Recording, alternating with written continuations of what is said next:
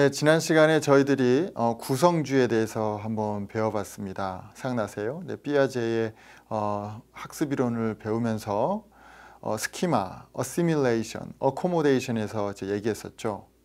그래서 학생들이 기존에 갖고 있는 스키마, 선개념이 있고 그 지식체계 안에서 새로운 정보가 얻어졌을 때 그 지식체계 안에서 이걸 해석을 하려고 한다. 그래서 본인의 지식과 갖고 있는 선지식과 전혀 상충되지 않는, 즉 일관적인 정보가 들어오게 되면 본인의 선개념을 계속 이제 확대해 나가서 정교화시켜 나가는 것이죠. 그런데 본인의 선개념과 상충되는 정보가 딱 보여졌을 때는 이것을 본인의 선개념, 스키마, 지식체계로는 어떻게 해석을 할 수가 없으니까 그때 인지적으로는 비평형 상태, 인지적 갈등 상태에 도달한다라고 말씀드렸습니다. 그래서 그거를 이제 해결하기 위해서는 어떻게 해요? 본인에 있는 지식 체계를 바꿈으로 해가지고 그 상충되는 정보를 본인의 지식 체계 안에 집어넣어야 되는 거죠. 그거를 어코모데이션, 조절이라고 말씀드렸습니다. 그래서 지난번에 우리가 지금 귀납적 교수학습 방법을 얘기하고 그 중에 하나로 5E 러닝 사이클 말을 탐구학습 모형에 대해서 얘기를 했는데 이 탐구학습의 장점이 어떻게 되는 것이냐 다시 한번 잠시 리뷰를 하면은요. 학생들로 하여금 본인들의 선개념, 가끔은 이제 그게 오개념일 수가 있을 텐데 그거를 드러내게 하고 본인의 선개념 중심으로 실험을 짜고 그 다음에 예측을 하고 가설도 세우고 그래서 결과를 직접 얻어봤을 때 보통은 본인들이 생각하는 것보다 다른 결과가 나오게 되는 것이죠. 그 학생들의 선개념이 오개념 또는 대안개념으로 과학적 지식과 틀렸을 때는 상충되는, 상반되는 본인들이 해석할 수 없는 결과가 나오게 되는 것이죠. 그래서 학생들의 어떻게 해요? 인지 갈등, 인지적 비평형에 도달하도록 도와주는 것이고 그때 그걸 해결하는 방법으로서 교사들이 과학적 지식을, 과학적 개념을 설명함으로 해서 왜 이렇게 되는지를 설명을 해줘서 학생들이 본인이 갖고 있던 선개념과 오개념 이거를 구조를 바꿔서 과학적 개념을 습득하고 그리고 과학 탐구 결과를 제대로 이해할 수 있도록 도와줄 수 있다라는 장점이 있다라는 것을 말씀을 드렸었잖아요. 그런데 문제는 뭐냐 하면 그게 탐구학습의 장점인 건 맞는데 학생들이 그 본인들의 생각에 의해 가지고 실험을 하고 그 결과가 본인들이 생각하는 것과 상충되었을 때 해석이 제대로 되지 못할 때 이게 왜 이렇게 됐지?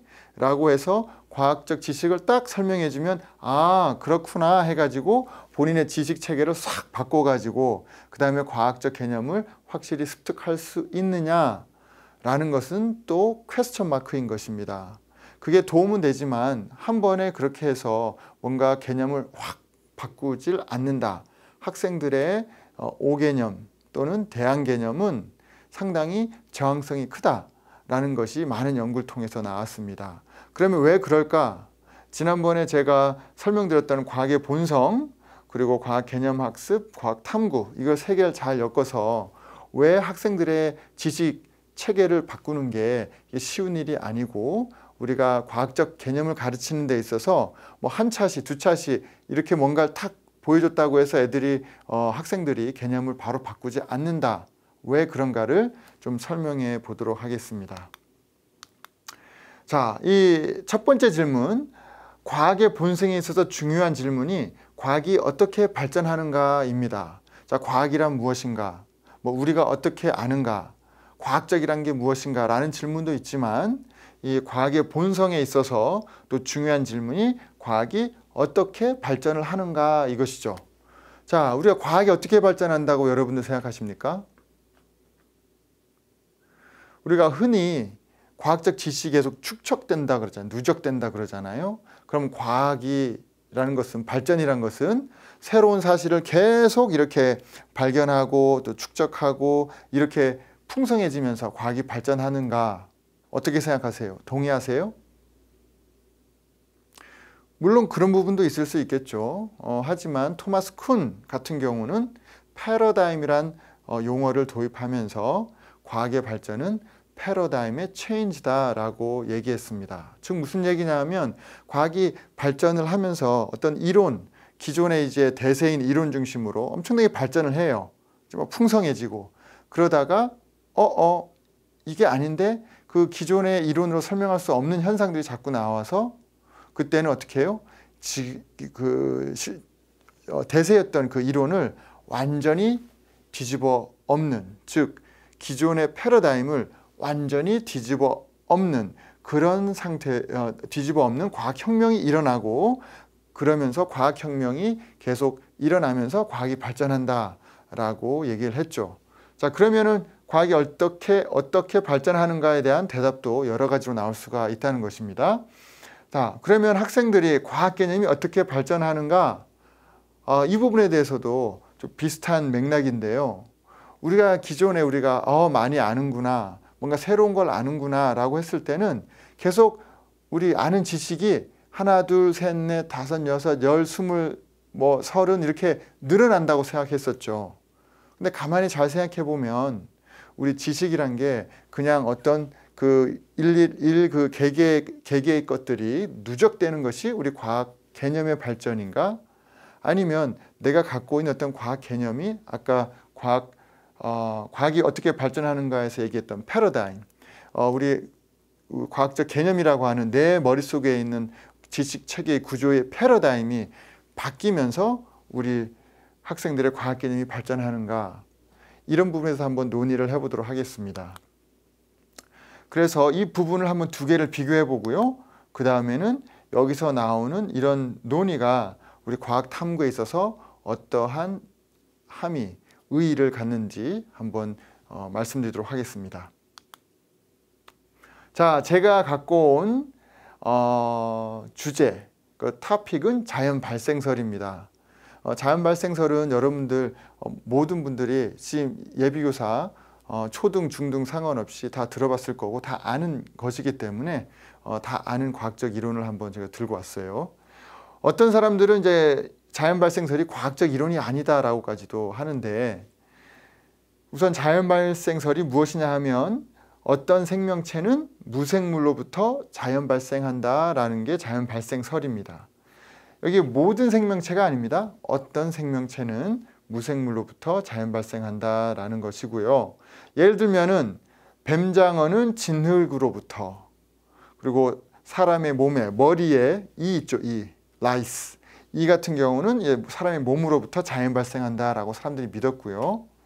벤 헬몬트, 이게 여러분들 아마 생물 쪽이면 아시겠는데 식물이 막 자라잖아요. 씨앗이 엄청나게 무겁게 자라는데 옛날 사람들이 흙을 먹고 자란다고 했었죠.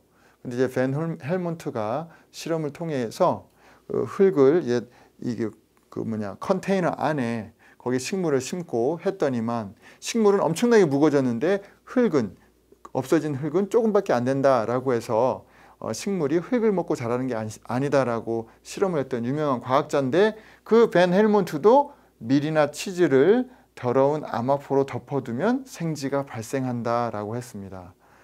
참 재밌죠. 지금 들으면 얼토당토안한 얘기인데 예전에는 이렇게 믿었었고 이거 실제로 실험을 했었죠. 이렇게 해서 놔두니까 정말 생지가 생겨요.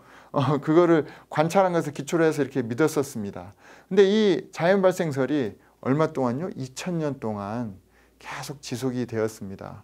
이게 별거 아닌 것 같은, 얼토당토 안 한 것 같은데 2000년 동안 계속 지속이 되었었어요. 한번 우리 역사를 한번 잠시 리뷰를 해보도록 하겠습니다. 자, 아주 오래전부터 어떤 생명체는 이제 무생물로부터 자연 발생한다라고 믿고 있었는데 레디가 이런 실험을 통해서 이거를 챌린지하기 시작했죠. 어떻게 했냐 그러면 물고기, 뱀장어 등 다양한 고기를 4개의 플라스크에 넣고 천으로 입구를 막았습니다. 그리고 똑같은 세팅을 하는데 다른 4개는 이렇게 천을 막지 않았어요. 그럼 4세트는 천을 막아져 있고 4세트는 열려 있는 것이죠. 자, 그럼 어떻게 될까요? 밖에 놔두면 이제 초파리라든지 파리들이 막 이제 거기에 괴겠죠. 그래서 봤더니만 천으로 막지 않은 플라스크에서만 구더기가 발생했다. 그래서 예전에 구더기가 고기를 놔두면 막 발생하면 사람들이 뭐라고 생각했냐 그러면 이 구더기가 자연 발생했다라고 생각하는 거죠. 이 썩은 고기에서 구더기가 생기고 그 구더기가 초파리나 이제 파리가 되잖아요. 그래서 초파리나 파리는 썩은 고기에서 자연 발생한다라고 믿고 있었는데 레디가 이 실험을 통해서 보여주고 싶은 건 뭐였냐 그러면 이렇게 천으로 막았을 때는 요 초파리나 파리들이 요 위에서만 윙윙거리면 날아다니죠. 안에 못 들어와요. 그래서 여기는 구더기가 안 생기고 열려있던 데는 구더기가 생겼다. 그래서 뭐라고 결론 짓냐 그러면 동물은 알에서 발생한다고 주장을 했습니다. 레디가. 자, 완벽한 실험이죠. 우리 실험군과 대조군이 있고 이제 완벽합니다. 그리고 뭐 간단하게 한 것도 아니에요. 엄청나게 많은, 이것도 한 번 한 게 아니라 나중에 책을 읽다 보면 여러 번 많은 그 실험을 통해 가지고 결론을 이렇게 내린 것입니다. 자, 그런데 문제는 뭐냐 하면 이 레디의 실험으로 자연 발생설이 딱 반증이 돼 가지고 아, 자연 발생설이 틀렸구나 라고 해서 없어졌느냐? 문제는 없어지지 않았다라는 것이죠. 그러면 왜 이렇게 자연 발생설은 반증이 되지 않았을까?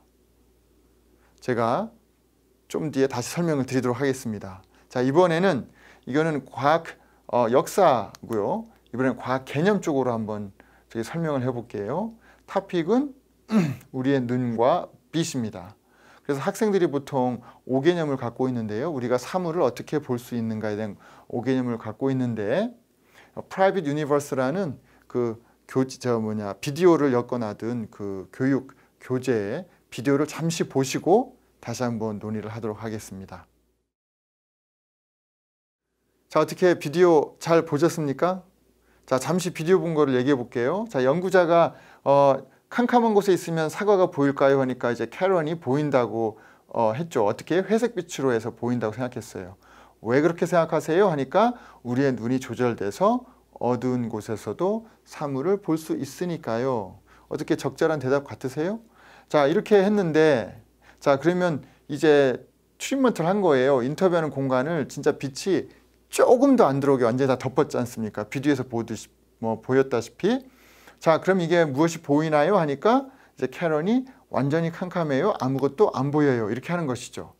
자, 그러면 이제 시간이 좀 지났어요. 이 앞에 놓아둔 사과가 보일까요?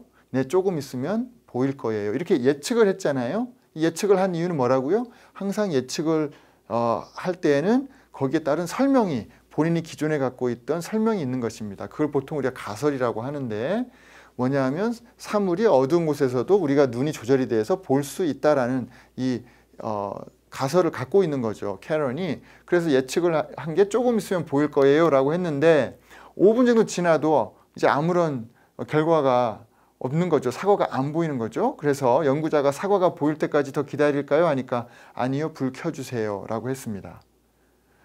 빛이 없는 곳에서 사과를 볼 수 있다고 지금도 믿고 있나요? 하니까 캐런이 뭐라고 했냐면 웃으면서 네, 아마 몇 개월 아니 1년 정도 지나면 우리 눈이 조절돼서 볼 수 있지 않을까요? 라고 얘기하는 것이죠.